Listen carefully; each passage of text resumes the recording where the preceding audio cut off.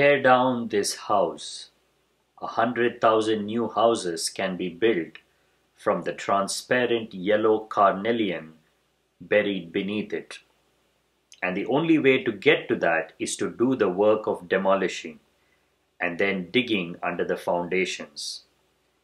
With that value in hand, all the new construction will be done without effort. And anyway, sooner or later, this house will fall on its own. The jewel treasure will be uncovered, but it won't be yours then. The buried wealth is your pay for doing the demolition.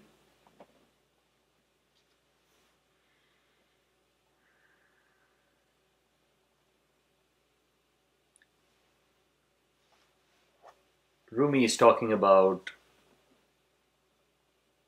a house, and he's urging you to demolish the house.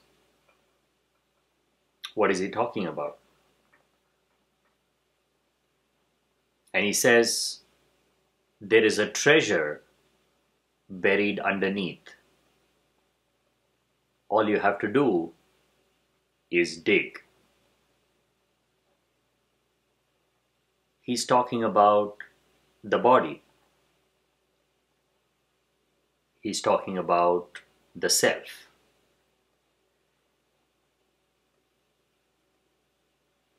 Body is the house he wants you to destroy. He says,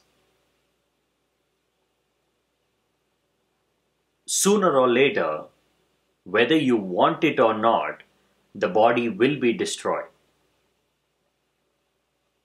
It is the nature of the body to eventually return to the source. It has no reality of its own.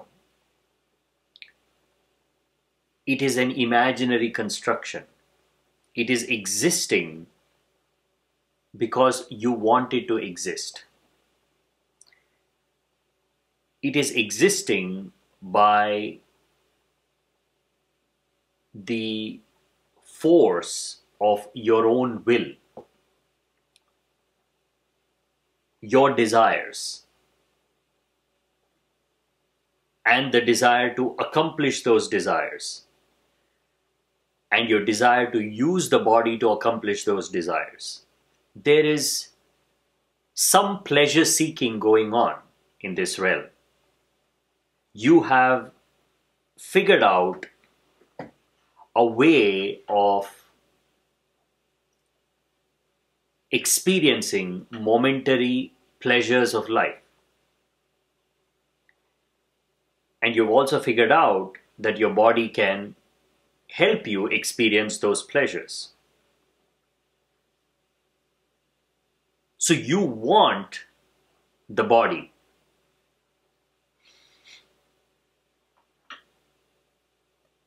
But the body by itself has no desire to be. It is constantly trying to return to the source. If you don't pay enough attention to the body, if you don't take care of it, if you don't nourish it, it will destruct itself. Body is a self-destructing mechanism. It is all the while looking for ways to disappear. But you want it to be alive, so you keep it alive. You nurture it, you care for it, you drag it along for years together, while you can see that it's becoming harder and harder. You are fighting with your body, you can see that. Because the more you care for it, the more care it needs. The more attention you give it, the more attention it needs. Body is a mysterious phenomenon. It needs constant repairing, constant work. It's like a house that is falling apart. And Rumi says, start digging before this house is demolished. Because if you dig, the treasure is yours. For the work that you will be putting in, the reward is the treasure buried underneath it. But if you don't dig, if the house falls by itself, then you will regret because the treasure won't be yours.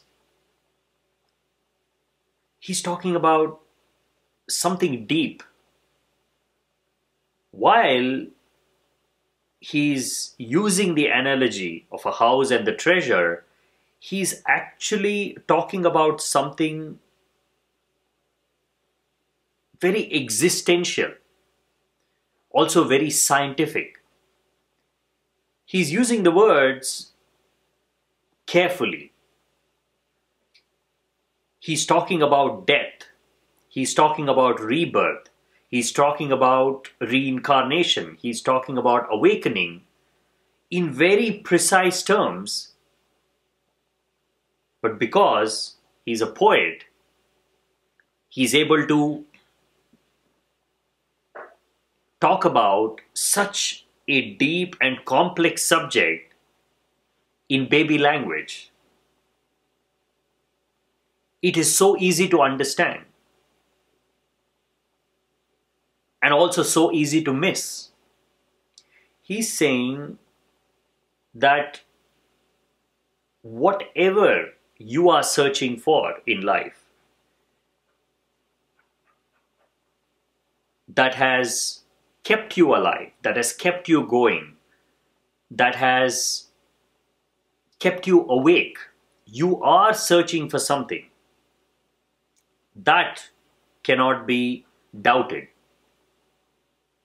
Your life is a search.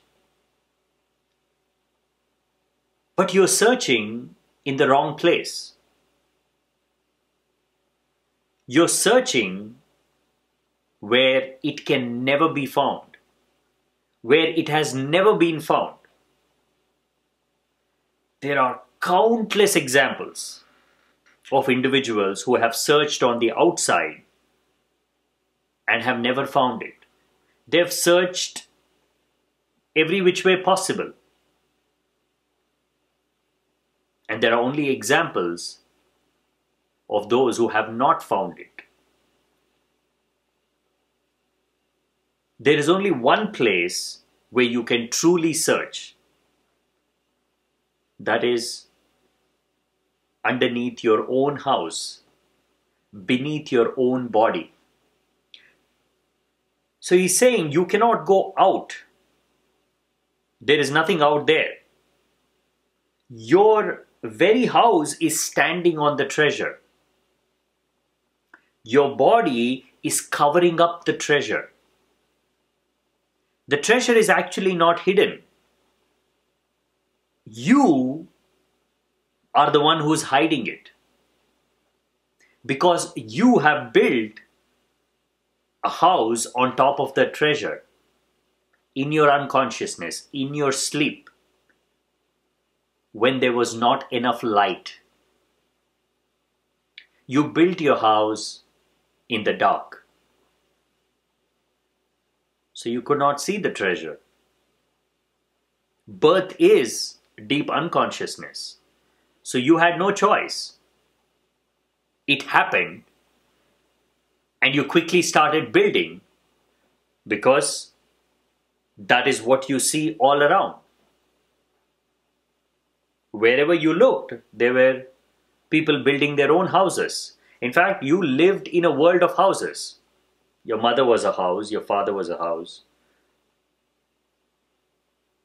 They all had made it their life to build the house as well as they can. All they spoke about from morning till evening was about the house. What is the purpose of the house? How to take care of it? how to protect it, how to use it. All the conversations were about the house. And we can see that. Whenever you meet people, when you talk to them, they don't even realize they're only talking about the shell, that is the body, but that is what they talk about all the time. There is no conversations about the self. There is no conversations about silence, about stillness. It's all about the body. Because you saw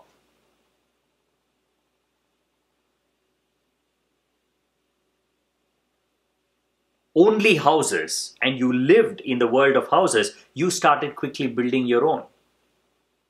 You didn't want to be left out. That was your process of learning. That was your process of accumulating knowledge. That was your process of growing up in the world. It was your body growing. It was your body acquiring the necessary skills and strengths. It was your house that was becoming more stronger, more beautiful, and more livable. Not you. You were not growing. Only your house was growing. And then when you realized you cannot find what you're looking for in this house, you started going out.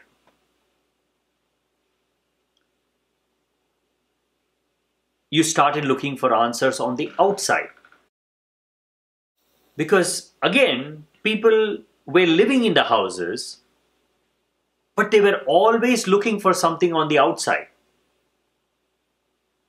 Because they kept their own house dark, was dimly lit. There are a lot of things hidden there, but you don't explore it. You don't look inside.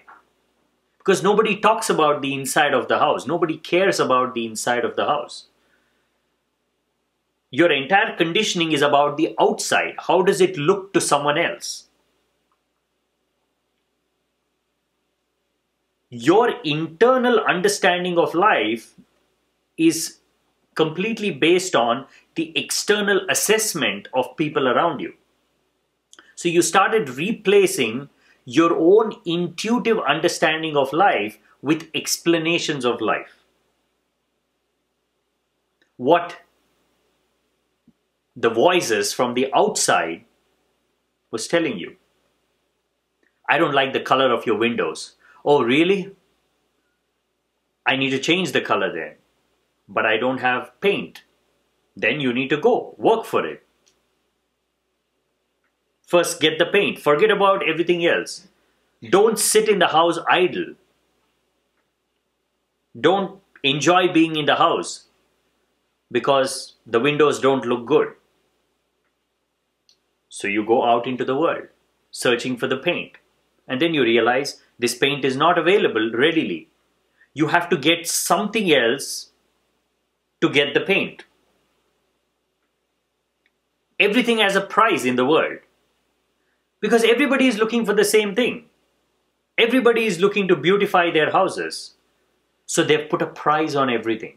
Now you go into the world searching for those simple colors, a little bit of wood, few construction materials that can make your house beautiful, and then you realize you have to spend enormous amounts of time working on the outside away from your home to be able to satisfy those who are looking at the house from the outside. But inside, you are perfectly fine with the house. It's giving you the shelter, it's giving you the comfort. Yes, it has some basic needs and you know how to take care of it. But now your life has become something totally different from what it was supposed to be. It was meant to be an experience of being in the house. Now it's become an experience of trying to satisfy your idea of what an ideal house is. Your search took you away.